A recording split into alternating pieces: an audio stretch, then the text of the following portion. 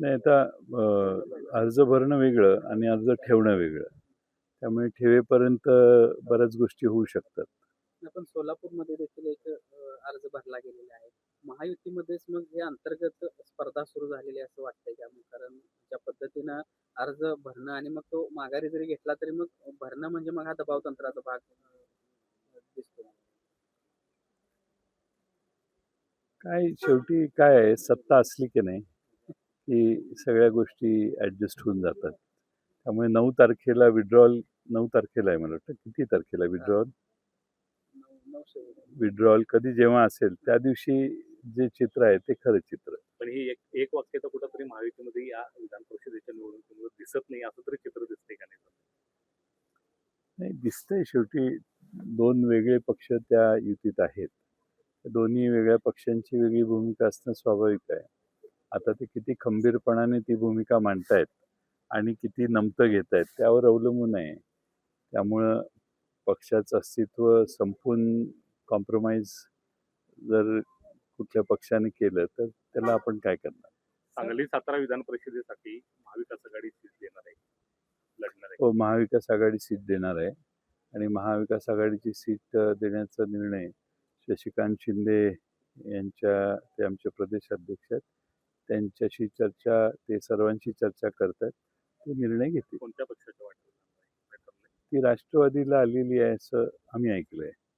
त्यामुळे मग राष्ट्रवादीकडे असेल तर शशिकांत शिंदे सर्वांशी चर्चा करतील. सगळ्यांना विश्वासात घेऊन निर्णय करतील. साहेब, अजित पवार राष्ट्रवादीमध्ये जे मंत्री आहेत त्यांच्यामध्ये आता खटके उडायला लागलेले आहेत. कालच टेंडरवरून एका मीटिंगमध्ये हमरी-तुमरी झाल्याच्या रात्री उशिरा बातम्या आलेल्या आहेत. एकूण पक्षावरचा कंट्रोल सुटत चाललाय असं वाटतं का? तुम्ही जाणकार नेते आहात त्या पक्षाशी संबंधित, सगळेच मित्र तुमचे आहेत, तुम्हाला काय वाटतं? मी काय त्याच्यावर बोलणार नाही. तो त्यांचा अंतर्गत प्रश्न आहे. कशासाठी भांडायचं याचं स्वातंत्र्य प्रत्येकाला आहे. त्यामुळे त्या स्वातंत्र्याचा वापर जर होत असेल तर त्यावर आपण कशाला काय बोलायचं.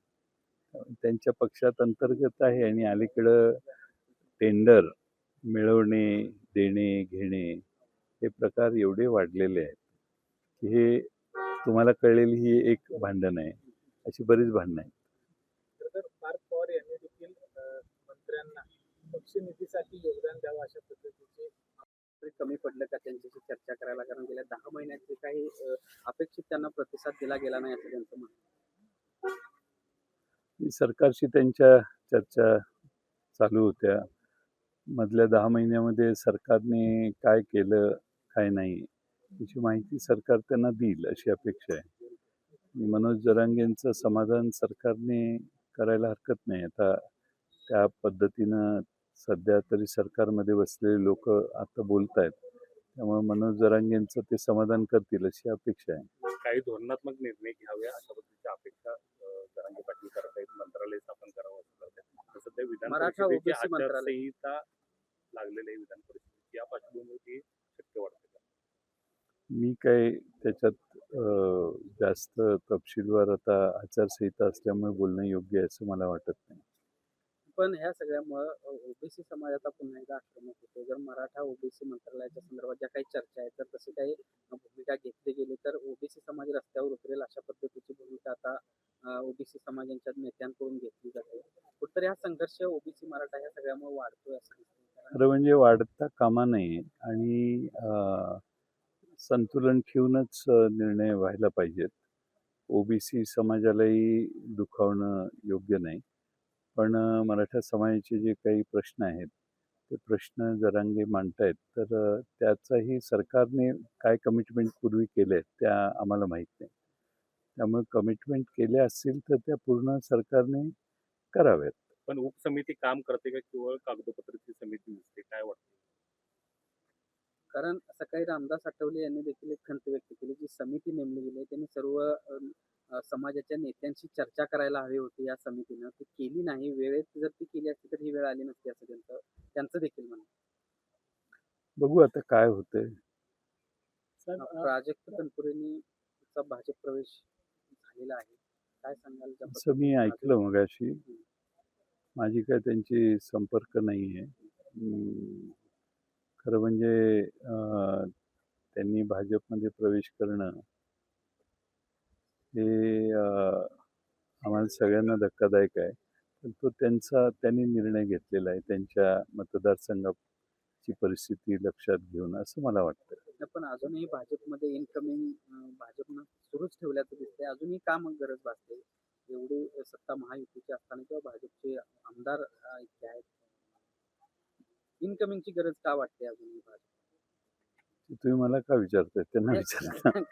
मला काय माहिती. तनपुरे यांनी सुप्रियाताईंची देखील देखील भेट घेतलेली आहे असं कळतंय.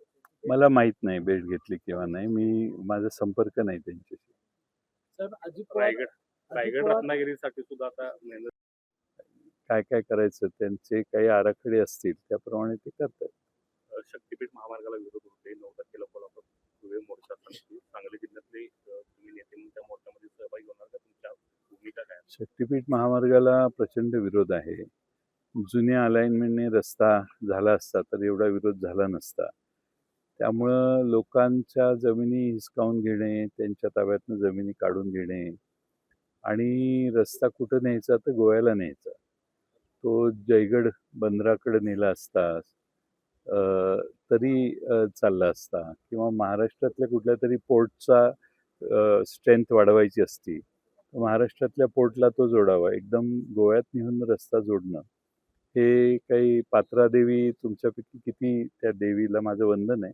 पण आपण आपल्या भागातनं फार पात्रादेवीकडे जाणारी संख्या कमी आहे आणि वर्ध्यापर्यंतच शक्तीपीठ महामार्ग जातोय. रामटेक नागपूर जिल्ह्यातलं एक महत्त्वाचं केंद्र आहे रामटेक. तिथं ते एक मोठं देवस्थान आहे. रामटेकला का जात नाही? किंवा त्याच्या पलीकडे जे जिल्हे आहेत त्या जिल्ह्यामध्ये भंडारा गोंदियासारख्या जिल्ह्यामध्ये पण देवस्थानं आहेत. तर मग जोडायचा तर तो तिकडं वर पण जोडायला सरकारने का दुर्लक्ष केलं आहे? आणि रस्ता होताना पूर्ण डिव्हिजन होते गावाची. 2-2 मजले उंच रस्ते जातात आणि आपण एवढी मोठी गुंतवणूक रस्त्यांमध्ये करतोय. त्याच रस्त्याला पॅरलल बरेच रस्ते असताना हे थोडंसं जरा जादा होतंय आणि म्हणून राज्य सरकारला आम्ही आग्रहानं विनंती केलेली आहे की त्यांनी याचा पुनर्विचार करा. किलोमीटरला जो खर्च धरलेला आहे एस्टिमेटेड, तो अपेक्षित वाटतो का? की काय त्यामध्ये राजू शेट्टीचा थेट आरोप करतात की भ्रष्टाचार मोठ्या प्रमाणात होतो? माझी विनंती आहे की हा रस्ता करायचा समजा जनतेनं मान्य केला तर नितीन गडकरी साहेबांच्या खात्याला रस्ता करायला सांगावा. म्हणजे स्वस्तात होईल. चला. अशाच ताज्या अपडेटसाठी महासत्ता न्यूजला सबस्क्राईब करा.